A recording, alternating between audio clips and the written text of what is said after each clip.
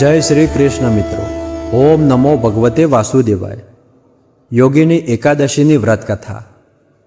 એક સમયે ભગવાન શ્રી કૃષ્ણ અને પાંડવોમાં જ્યેષ્ઠ એવા મહારાજ યુધિષ્ઠિર વચ્ચે વર્ષ દરમિયાન આવતી વિવિધ એકાદશીઓ વિશે સંવાદ ચાલી રહ્યો હતો. તે સમયે મહારાજ યુધિષ્ઠિરે ભગવાન શ્રી કૃષ્ણને પૂછ્યું કે હે મધુસૂદન, આપે મને જેઠ માસના સુદ પક્ષમાં આવતી નિર્જલા એકાદશી વિશે જણાવ્યું હતું. હવે હું જેઠ માસના વદ પક્ષમાં આવતી એકાદશી વિશે જાણવા ઈચ્છું છું. કૃપા કરીને મને જણાવો કે આ એકાદશીનું નામ શું છે અને તેનું મહત્ત્વ શું છે. તેના જવાબમાં ભગવાન શ્રી કૃષ્ણ કહે છે કે હે રાજન, જેઠ માસના વદ પક્ષમાં આવતી એકાદશીને યોગીની એકાદશી તરીકે ઓળખવામાં આવે છે. આ એકાદશી અત્યંત ગંભીર પાપોને પણ નાશ કરનારી શક્તિ ધરાવે છે. હવે હું તમને તેની સાથે જોડાયેલી એક પૌરાણિક કથા સંભળાવું છું. ધ્યાનપૂર્વક સાંભળો. અલકાપુરીના રાજા કુબેર, જે દેવતાઓના કોષા અધ્યક્ષ છે, તેઓ ભગવાન શિવના મહાન ભક્ત હતા. તેમના નગરમાં હેમામાલી નામનો એક યક્ષ રહેતો હતો. તેની મુખ્ય સેવા માનસરોવરમાંથી વિશેષ પુષ્પો લાવી ભગવાન શિવની પૂજા માટે પોતાના સ્વામી રાજા કુબેરને અર્પણ કરવાની હતી. હેમામાલી નિષ્ઠાપૂર્વક પોતાના સ્વામીની સેવા કરતો હતો અને કુબેર પણ તેનાથી ખૂબ પ્રસન્ન હતા. અહીં સુધી તો બધું સારું હતું, પરંતુ આ યક્ષ હેમામાલીની એક નબળાઈ હતી, અને તે હતી કે તેની સુંદર પત્ની વિશાલાક્ષી. હેમામાલી પોતાની પત્ની પ્રત્યે એટલો વધુ આસક્ત હતો કે એક દિવસ એવું બન્યું જે ક્યારેય બનવું ન જોઈએ. એક દિવસ તે સવારે માનસરોવરમાંથી પુષ્પો લઈને તો આવી ગયો, પરંતુ સીધો પોતાના સ્વામી કુબેર પાસે જવાના બદલે પોતાની પત્ની પાસે પહોંચી ગયો. પછી શું, પત્ની સાથે વાતોમાં એવો મગ્ન થઈ ગયો કે તેને સમયનું ભાન જ રહ્યું નહીં. બીજી તરફ રાજા કુબેર પોતાની પૂજા માટે પુષ્પોની રાહ જોઈ રહ્યા હતા. રાહ જોતા જોતા 6 કલાક વીતી ગયા. પુષ્પો ન મળવાના કારણે પૂજા થઈ શકી નહીં. તેથી ક્રોધિત થઈને કુબેરે તે સમયે એક સૈનિકને હેમામાલી પાસે મોકલ્યો. જ્યારે સૈનિક હેમામાલીના ઘરે પહોંચ્યો ત્યારે તેણે હેમામાલીને પોતાની પત્ની સાથે હાસ્ય વિનોદ કરતા જોયો, અને આ સમાચાર તરત જ જઈને રાજા કુબેરને કહી દીધા. પછી તો શું હતું, હવે કુબેરની ધીરજનો બાંધ સંપૂર્ણપણે તૂટી ગયો હતો. બીજી તરફ હેમામાલીને પણ સમયનું ભાન થયું. તેને પોતાની ભૂલનો અહેસાસ થયો અને પ્રાયશ્ચિત કરવા માટે તે તરત જ રાજા કુબેર પાસે પહોંચ્યો. ભયથી તેના પગ અને જીભ કાંપી રહ્યા હતા. તે હાથ જોડીને રાજા કુબેરની સામે ઊભો રહ્યો અને તેમની ક્ષમા માંગવા લાગ્યો. પરંતુ કુબેરના ક્રોધની જ્વાળા અત્યંત ભયંકર હતી. તેમણે ભારે રોષ સાથે હેમામાલીને કહ્યું કે હે મૂર્ખ, આધ્યાત્મિક સિદ્ધાંતનો નાશ કરનાર મહાપાપી, પોતાની પત્ની પ્રત્યેની તારી અતિશય આસક્તિના કારણે આજે તું મારા આરાધ્ય દેવ ભગવાન શિવ પ્રત્યે અપરાધ કર્યો છે. તેથી હું તને શ્રાપ આપું છું કે આજ ક્ષણે તારું પતન થઈ જાય, તારું આખું શરીર કોઢના રોગથી પીડિત થઈ જાય. તું પૃથ્વી પર આ યાતનાની સજા ભોગવ અને તારી પત્નીથી સદાકાળ માટે દૂર થઈ જા.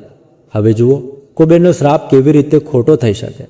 તે જ ક્ષણે હેમામાલીનું પતન થયું અને કોઢથી પીડિત જર્જરિત શરીર સાથે તે પૃથ્વી લોકમાં આવી પડ્યો. ભૂખ અને તરસથી પીડાતો, પોતાના શરીરની અસંખ્ય પીડા સહન કરતો હેમામાલી જંગલોમાં ભટકવા લાગ્યો. આ રીતે અનેક વર્ષો સુધી તેણે આ યાતના ભોગવી.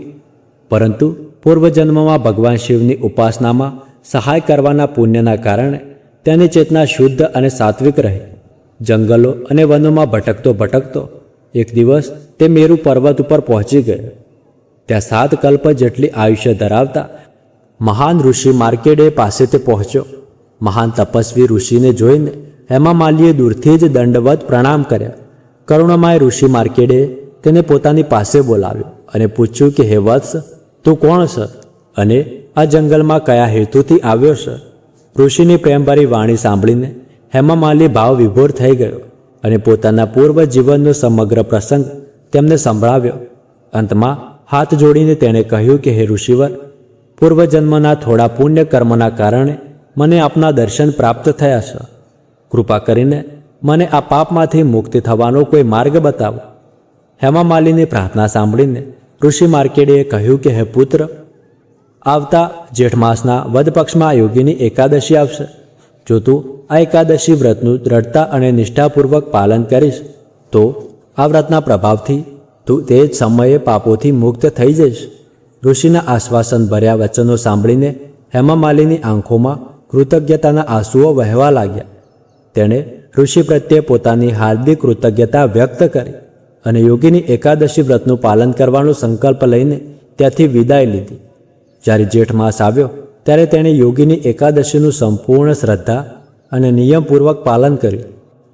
વ્રતના દિવ્ય પ્રભાવથી તેનું શરીર કોઢના રોગથી સંપૂર્ણ મુક્ત થઈ ગયું અને પોતાનું પૂર્વવત દિવ્ય શરીર પ્રાપ્ત કરીને તે ફરી અલકાપુરી ધામમાં પરત આવ્યો.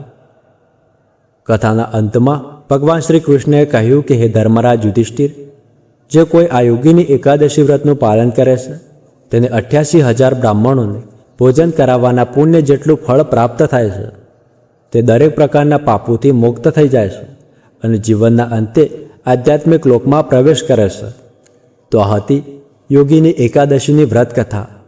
હવે સાંભળો એક એવા ભક્તની કથા જે પોતાની જાતે એવું માનતો હતો કે આખા વિશ્વમાં, આખા બ્રહ્માંડમાં હું જ સૌથી મોટો ભગવાનનો ભક્ત છું અને એ ભક્ત બીજો કોઈ નહીં પરંતુ નારદજી હતા. તો ચાલો ભગવાન વિષ્ણુ અને નારદજીની આ સુંદર પૌરાણિક કથાનું શ્રવણ કરીએ. કથા અનુસાર એકવાર નારદજી જંગલના રસ્તામાંથી પસાર થઈ રહ્યા હતા. તેમના એક હાથમાં તેમને પ્રિય વીણા હતી, પરંતુ આજે તેમની આંગળીઓ વીણાના તાર પર નહોતી. તેમના ચહેરા પર એક અજાણી સંતોષની લાગણી અને થોડો ગર્વ સ્પષ્ટ દેખાતો હતો. તેઓ ચાલતા ચાલતા અટકી ગયા અને આકાશ તરફ જોઈને સ્મિત કરવા લાગ્યા. તેઓ મનમાં વિચારી રહ્યા હતા કે આખા બ્રહ્માંડમાં ભગવાન વિષ્ણુના તેમનાથી મોટા કોઈ ભક્ત હોઈ જ શકે નહીં. આખરે તેઓ તો દરેક શ્વાસ સાથે ઉઠતા, બેસતા, સૂતા અને જાગતા માત્ર નારાયણ નારાયણનો જ જાપ કરતા હતા. તેમનું આખું જીવન માત્ર ભક્તિ માટે જ સમર્પિત હતું.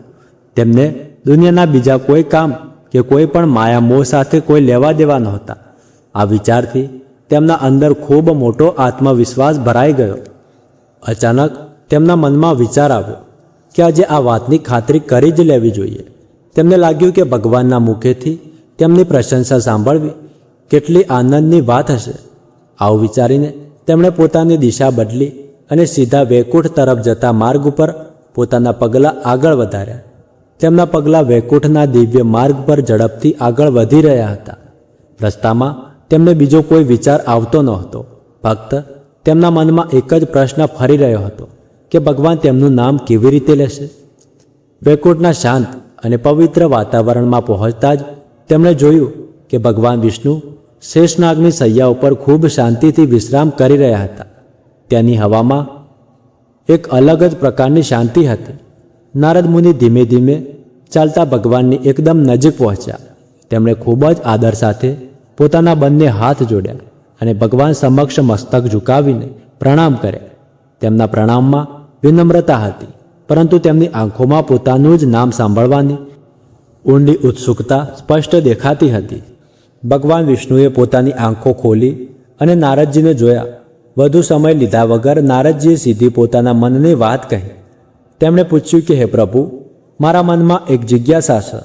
કૃપા કરીને મને જણાવો કે આ ત્રણેય લોકોમાં તમારા સૌથી મોટા, સૌથી સાચા અને સૌથી પ્રિય ભક્ત કોણ છે? ભગવાન વિષ્ણુએ નારદજીના ચહેરાના ભાવ અને તેમની આંખોમાં છુપાયેલા એ ગર્વને ખૂબ ઊંડાણતાથી જોયા. તેમના હોઠો પર હળવું અને ખૂબ જ શાંત સ્મિત આવી ગયું. તેમણે નારદજીની અપેક્ષા મુજબ તેમનું નામ લીધું નહીં. તેમના બદલે તેમણે ખૂબ જ સહજ અને મધુર સ્વરે કહ્યું કે નારદ, પૃથ્વીલોક પર એક નાના ગામમાં એક ખૂબ જ સામાન્ય ખેડૂત રહે છે. મારી નજરમાં એ જ મારો સૌથી મોટો અને સૌથી સાચો ભક્ત છે. આ જવાબ સાંભળતા જ નારદજીના પગ ત્યાં જ અટકી ગયા. તેમના ચહેરાનો રંગ સંપૂર્ણ ઉડી ગયો. તેમના ચહેરા પર જે સ્મિત અને ગર્વ હતો તે એક જ ક્ષણમાં ગાયબ થઈ ગયો. તેમને પોતાના કાન પર વિશ્વાસ જ ન આવ્યો. તેઓ કંઈક બોલવા માંગતા હતા, પરંતુ ભગવાન સમક્ષ ખુલ્લો વિરોધ કરવાની તેમની હિંમત થઈ નહીં. તેઓ ચૂપચાપ ત્યાંથી ફરી ગયા. પરંતુ તેમના મનમાં એક ખેડૂતને જોવાની ખૂબ મોટી ઉત્સુકતા જાગી ગઈ હતી. તેઓ તરત જ ત્યાંથી પૃથ્વીલોક તરફ નીકળી પડ્યા. વૈકુંઠમાંથી નીકળતા જ બીજા જ ક્ષણે નારદ મુનિ પૃથ્વીલોકના એ નાના ગામમાં પહોંચી ગયા. સવારનો સમય હતો અને આકાશમાં હજુ થોડો અંધકાર હતો. સૂર્ય સંપૂર્ણ રીતે ઉગ્યો નહોતો. નારદજી એક ઝૂંપડીની બહાર જઈને ઊભા રહ્યા. આ માટી અને ઘાસકૂસની બનેલી તૂટેલી ઝૂંપડી હતી, જે એક ખેડૂતની હતી. ઝૂંપડીની અંદર એક વૃદ્ધ અને નબળો ખેડૂત પોતાની જૂની ઢીલી અને તૂટેલી ખાટલામાંથી ઉઠ્યો. તેના ચહેરા પર આખા જીવનનો ઊંડો થાક સ્પષ્ટ દેખાતો હતો, જે આખી રાત ઊંઘ્યા પછી પણ દૂર થતો ન હતો. તેનું શરીર માત્ર હાડકાનું માળખું જ લાગતું હતું. ઉઠતાની સાથે તેણે આકાશ તરફ જોયું. પોતાના બંને ખરબચડા અને માટીથી ભરેલા હાથ જોડ્યા, પોતાની આંખો બંધ કરી અને સંપૂર્ણ મનથી ખૂબ જ ઊંડી શ્રદ્ધા સાથે માત્ર એક જ વાર કહ્યું કે હે નારાયણ. તેના અવાજમાં એક અદ્ભુત શાંતિ હતી. ત્યાર પછી તે તરત જ પોતાની જગ્યાએથી ઊભો થયો. ખૂણામાં રાખેલું પોતાનું ભારે અને જૂનું હળ પોતાના નબળા ખભા પર ઉપાડ્યું અને જરાય પણ સમય બગાડ્યા વગર સીધો પોતાના ખેતર તરફ ચાલ્યો ગયો. ખેતરમાં પહોંચતાની સાથે જ ખેડૂતે હળ જમીનમાં ઉતાર્યું અને બળદોને હાંકવાનું શરૂ કર્યું. સૂર્ય હવે આકાશમાં ઊંચે ચડી ગયો હતો અને તપતો તડકો સીધો તેની પીઠ ઉપર પડી રહ્યો હતો. પરસેવાથી તેના ફાટેલા અને જૂના કપડાં સંપૂર્ણ ભીંજાઈ ગયા હતા અને તેના શરીર સાથે ચોંટી ગયા હતા. તેના ઉગાડા પગમાં મોટા મોટા છાલા પડી ગયા હતા, જેમાંથી કેટલાકમાંથી તો લોહી પણ નીકળી રહ્યું હતું. છતાં પણ તે રોકાયા વગર, કોઈ ફરિયાદ વગર એ બંજર અને કઠોર જમીનને ખેડતો જ રહ્યો. તે સંપૂર્ણ એકલો હતો અને શાંતિથી પોતાનું કામ કરતો રહ્યો. તેના હોઠ એક પણ વાર હલ્યા નહીં. તેણે એક પણ વાર ભગવાનનું નામ લીધું નહીં. તે તો પોતાની સંપૂર્ણ શક્તિ લગાવીને એ કઠોર જમીનને નરમ બનાવવાના પ્રયત્નમાં જ લાગેલો હતો. તેના શરીરની નસો સ્પષ્ટ દેખાવા લાગી હતી. આ રીતે સતત કામ કરતાં કરતાં આખો દિવસ પસાર થઈ ગયો અને ધીમે ધીમે સૂર્ય અસ્ત થવા લાગ્યો. ખેતરની બાજુમાં આવેલા એક મોટા અને ઘન વૃક્ષ પાછળ છુપાઈને નારદ મુનિ સવારથી આ બધો જ ઘટનાક્રમ ખૂબ ધ્યાનથી જોઈ રહ્યા હતા. તેઓ પોતાની જગ્યાએથી એક ઇંચ પણ ખસ્યા નહોતા. જેમ જેમ દિવસ પસાર થતો ગયો તેમ તેમ તેમના ચહેરા પર નિરાશા, ગુસ્સો અને એક અજાણી મૂંઝવણ વધતી ગઈ. તેઓ મનમાં જ બબડતા હતા, આ કેવો ભક્ત છે! આખા 24 કલાકમાં તેણે ફક્ત એક જ વાર સવારે ભગવાનનું નામ લીધું. બાકી આખો સમય તો આ ગંદી માટીમાં જ કામ કરતો રહ્યો અને પરસેવો પાડતો રહ્યો. તેણે આખો દિવસમાં ન તો કોઈ ભજન કર્યું, ન કોઈ કીર્તન કર્યું, ન તો કોઈ મંદિરમાં ગયો અને ન તો કોઈ માળા જપી. તે તો પોતાના કામમાં જ સંપૂર્ણ ડૂબી ગયો છે. નારદજીને પાકો વિશ્વાસ થઈ ગયો કે આજે ભગવાન વિષ્ણુથી કોઈ મોટી ભૂલ થઈ ગઈ છે. તેમને લાગ્યું કે તેમના રાત દિવસના સતત મંત્ર જાપની સામે આ સામાન્ય અને અભણ ખેડૂતની દિવસમાં એક જ વારની પ્રાર્થનાનું કોઈ મૂલ્ય જ નહોતું. તેમણે પોતાનો ઘણો મોટો અપમાન અનુભવાયો. રાત્રિનો અંધકાર છવાઈ ગયો હતો. ખેડૂત પોતાનું હળ લઈને પાછો પોતાની નાની ઝૂંપડીમાં આવ્યો. આખા દિવસની હાડતોડ મહેનત પછી તેના શરીરની બધી શક્તિ સંપૂર્ણ રીતે ખતમ થઈ ગઈ હતી. તેના પગ લથડી રહ્યા હતા. તેણે ખૂણામાં રાખેલા એક માટલામાંથી થોડું પાણી પીધું અને પછી એક કપડામાં વીંટળેલી સૂકી રોટલીનો નાનો ટુકડો ખાધો.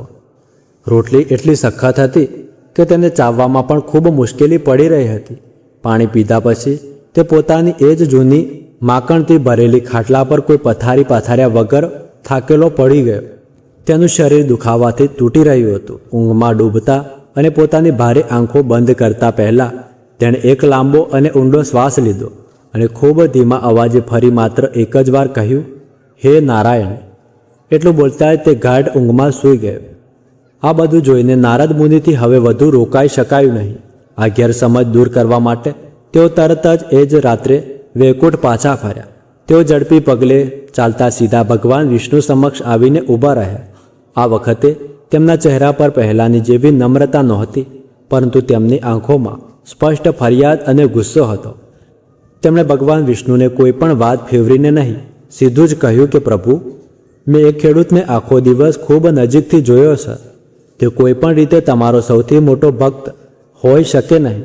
તે તો આખો દિવસ માત્ર માટી અને પરસેવામાં જ લાગેલો રહે છે. તેણે આખા દિવસમાં માત્ર 2 જ વાર, એકવાર સવારે અને એકવાર રાત્રે તમારું નામ લીધું. બાકી આખો સમય તે તમને ભૂલીને ફક્ત પોતાના ખેતર વિશે જ વિચારતો રહ્યો. તો પછી તે મારાથી મોટો ભક્ત કેવી રીતે હોઈ શકે?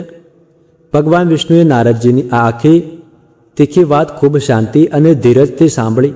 તેમણે નારદજીની વાત વચ્ચે રોકી નહીં અને તેમની સાથે કોઈ વાદ વિવાદ પણ કર્યો નહીં. તેના બદલે ભગવાન વિષ્ણુ પોતાની શૈયા પરથી થોડા ઊભા થઈને બેઠા. તેમણે પોતાની પાસે રાખેલું માટીનું એક પાત્ર ઉપાડ્યું. એ પાત્ર કિનારા સુધી તેલથી સંપૂર્ણ ભરેલું હતું. તેલ એટલું ઉપર સુધી ભરેલું હતું કે જો હળવો પવન પણ ફૂંકાય અથવા હાથમાં જરાક પણ કંપન થાય તો તેલ ઢોળાઈને જમીન ઉપર પડી જાય. ભગવાન વિષ્ણુએ એ પાત્ર ખૂબ સાવધાનીથી નારદજી તરફ વધાર્યું અને શાંત સ્વરે કહ્યું કે નારદ, તારી વાતોનો જવાબ હું જરૂર આપીશ, પરંતુ તે પહેલાં મારું એક નાનું કામ કરી દે. આ પાત્રને પોતાના બંને હાથમાં લઈને સામે આવેલા આ મોટા પહાડની એક સંપૂર્ણ પરિક્રમા કરીને અહીં પાછા આવો. પરંતુ મારી ફક્ત એક જ શરત છે કે આ પાત્રમાંથી તેલનું એક ટીપું પણ જમીન ઉપર ન પડવું જોઈએ.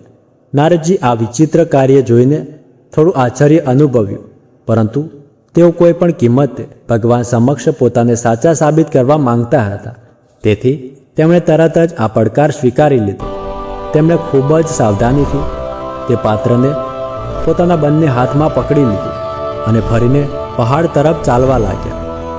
એ જ સમયે નારદ મુનિ તે મોટા પહાડના ઉબડ-ખૂબડ અને પથ્થરવાળા માર્ગ ઉપર ખૂબ ધીમે ધીમે ચાલી રહ્યા હતા. તેમના બંને હાથ તેલના પાત્રને ખૂબ મજબૂતીથી પકડી રહ્યા હતા. તેમની આંખો જાણે પલક મારવાનું પણ ભૂલી ગઈ હતી. તેમનું આખું ધ્યાન માત્ર અને માત્ર તે પાત્રની ધાર ઉપર હતું, જ્યાં સુધી તેલ ભરેલું હતું. ભારે તણાવના કારણે તેમના કપાળ ઉપર પરસેવાના ટીપાં ચમકવા લાગ્યા હતા. તેઓ પોતાનું દરેક પગલું ખૂબ જ સાવધાનીથી જમીનના પથ્થરો જોઈને અને માપીને મૂકી રહ્યા હતા. પહાડનો તે રસ્તો ખૂબ જ મુશ્કેલ અને વાંકો ચૂંકો હતો. તેથી નારદજીના શ્વાસ પણ ખૂબ જ ઝડપથી ચાલવા લાગ્યા હતા. આખા રસ્તા દરમિયાન તેમનું ધ્યાન એક ક્ષણ માટે પણ તે પાત્રની ધાર ઉપરથી હટ્યું નહીં. તેમને રસ્તાના લીલાછમ વૃક્ષો, વાદળી આકાશ, ઉડતા પક્ષીઓ કે દુનિયાની બીજી કોઈ વસ્તુ બિલકુલ દેખાતી નહોતી. આ સમયે તેમનું આખું અસ્તિત્વ, તેમની આખી ચેતના અને તેમનું આખું મન માત્ર તે પાત્રના તેલને કોઈ પણ રીતે ઢોળાતું અને પડતું બચાવવામાં જ લાગેલું હતું. તેમના હોઠ સંપૂર્ણ બંધ હતા. હંમેશા તેમના મુખમાંથી નીકળતો નારાયણ નારાયણનો જાપ પણ આ સમયે સંપૂર્ણ શાંત હતો. તેમના મનમાં ભગવાનનો વિચાર પણ નહોતો, ફક્ત તેમને તેલને બચાવવાનું એક ભારે દબાણ હતું. આ રીતે એક એક પગલું ભરતા તેમણે કોઈ રીતે આખી પરિક્રમા પૂર્ણ કરી. પહાડની તે મુશ્કેલ પરિક્રમા પૂર્ણ કર્યા પછી નારદ મુનિએ ખૂબ જ ઊંડો અને લાંબો રાહતનો શ્વાસ લીધો અને પાછા ભગવાન વિષ્ણુ સમક્ષ આવીને ઊભા રહ્યા. તેમના ચહેરા પર પરસેવો હતો, પરંતુ પાત્રમાંથી તેલનું એક ટીપું પણ પડ્યું નહોતું. નારદજીના ચહેરા પર હવે જીતની ખૂબ મોટી ખુશી અને અહંકાર હતો. તેમણે ખૂબ સાવધાનીથી તે પાત્રને ભગવાનના હાથમાં પાછું આપ્યું અને મનમાં વિચાર્યું કે તેમણે ભગવાને આપેલી સૌથી કઠિન પરીક્ષા પણ ખૂબ સરળતાથી પાર કરી લીધી છે. હવે તો ભગવાનને માનવું જ પડશે કે હું જ તેમનો સૌથી મોટો ભક્ત છું. ભગવાન વિષ્ણુએ તે તેલના વાટકાને બાજુ પર રાખ્યું. તેમણે નારદજીની આંખોમાં ખૂબ ઊંડાણથી જોયું અને પછી ખૂબ જ કોમળ, શાંત પરંતુ ગંભીર સ્વરે પૂછ્યું કે નારદ, જ્યારે તું આ તેલનું પાત્ર લઈને તે પહાડની પરિક્રમા કરી રહ્યો હતો ત્યારે આખા રસ્તામાં તે મારું નામ કેટલી વાર લીધું? ભગવાન વિષ્ણુનો આ નાનો પ્રશ્ન સાંભળતા જ નારદજીના ચહેરા પરની આખી ખુશી ગાયબ થઈ ગઈ. તેઓ જાણે સ્તબ્ધ થઈ ગયા. તેમનું મન એકદમ ખાલી થઈ ગયું. તેમણે અચકાતા ભગવાનના ચહેરા પરથી નજર હટાવીને નીચે ઝુકાવી અને કહ્યું કે પ્રભુ, મારું આખું ધ્યાન તો ફક્ત આ વાત પર હતું કે તેલનું એક ટીપું પણ નીચે ન પડે. આપે તો કહ્યું હતું કે તેલ ઢોળાવવું ન જોઈએ. જો હું એક ક્ષણ માટે પણ મારું ધ્યાન ભટકાવતો અથવા બીજું કંઈ વિચારતો તો મારું સંતુલન બગડી જાત અને તેલ જમીન ઉપર ઢોળાઈ જાત. તે પાત્રને સાંભળવાના દબાણમાં જ હું એક પણ વાર તમારું નામ લઈ શક્યો નહીં. હવે નારદજીના અવાજમાં પહેલાંનો આત્મવિશ્વાસ નહોતો, પરંતુ શરમની લાગણી હતી. ભગવાન વિષ્ણુ પ્રેમથી સ્મિત કર્યા. તેમની આંખોમાં નારદજી માટે ઘણી કરુણા હતી.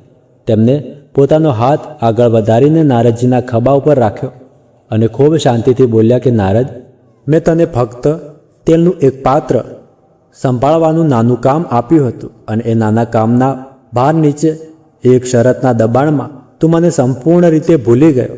તારો મંત્ર જપ પણ બંધ થઈ ગયો. હવે તું એક ક્ષણ માટે એક ગરીબ ખેડૂત વિશે વિચાર. તેના માથા પર આખા પરિવારનું ભરણ પોષણ કરવાની જવાબદારી છે. તેના જીવનમાં ભયંકર ગરીબી છે. તેને દરરોજ હાડકાં તોડી નાખે એવી સખત મહેનત કરવી પડે છે.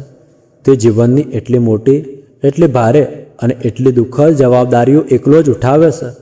ભગવાન વિષ્ણુએ આગળ કહ્યું, આટલા ભારે ભાર, જીવનના આટલા મોટા સંઘર્ષ અને આખા જીવનની આટલી પીડા વચ્ચે પણ તે સવારે ઉઠતાની સાથે અને રાત્રે સૂતા પહેલાં મને યાદ કરવાનું ક્યારેય ભૂલતો નથી. તે પોતાના કર્મથી ભાગતો નથી. તે પોતાની દુન્યવી ફરજો અને પોતાનું કર્મ સંપૂર્ણ ઈમાનદારી અને મહેનતથી કરે છે અને એ કર્મની થાક વચ્ચે પણ મને પોતાના હૃદયમાં વસાવી રાખે છે. નારદ, આ જ સાચી ભક્તિ છે. ફક્ત કામ છોડીને નામ જપવું એ જ ભક્તિ નથી, પરંતુ પોતાનું કર્મ કરતાં કરતાં ઈશ્વરને યાદ રાખવું એ જ સૌથી મોટો યોગ છે. ભગવાનની આ વાત સાંભળતા જ નારદજીના બંને હાથ અચાનક ધ્રુજવા લાગ્યા. તેમની આંખોના કિનારે આંસુ આવી ગયા અને ગાલ ઉપર વહી પડ્યા. તેમના અંદરનો બધો ઘમંડ, આખો અહંકાર અને પોતાને સૌથી મોટા માનવાનો ભ્રમ એક જ ક્ષણમાં કાચની જેમ તૂટી ગયો. તેમણે એક પણ શબ્દ બોલ્યા વગર સંપૂર્ણ શ્રદ્ધાથી ભગવાન વિષ્ણુ સમક્ષ બંને હાથ જોડ્યા અને પોતાનું મસ્તક તેમના ચરણોમાં ઝુકાવી દીધું. આજે તેમને સાચી ભક્તિ અને કર્મનો સાચો અર્થ ખૂબ ઊંડાણથી સમજાઈ ગયો હતો. સાચી ભક્તિ કામ છોડીને નામ જપવામાં નથી, પરંતુ પોતાનું કર્મ કરતાં કરતાં ઈશ્વરને યાદ રાખવામાં છે. જો તમે પણ આ વાત માનો છો તો જીવનને સાચી દિશા આપતી આવી જ કથાઓ માટે ચેનલને જરૂર સબસ્ક્રાઈબ કરો અને ભગવાનની આ શીખને શેર કરીને બીજા લોકો સુધી જરૂર પહોંચાડો. તો મિત્રો, આ કથા તમને કેવી લાગી કોમેન્ટ કરીને જણાવજો. જો સારી લાગી હોય તો આ વિડીયોને એક લાઈક કરી લેજો. કોમેન્ટમાં જય શ્રી હરિવિષ્ણુ લખી લેજો. તો મળીએ આગળના વિડીયોમાં. ત્યાર સુધી ધન્યવાદ.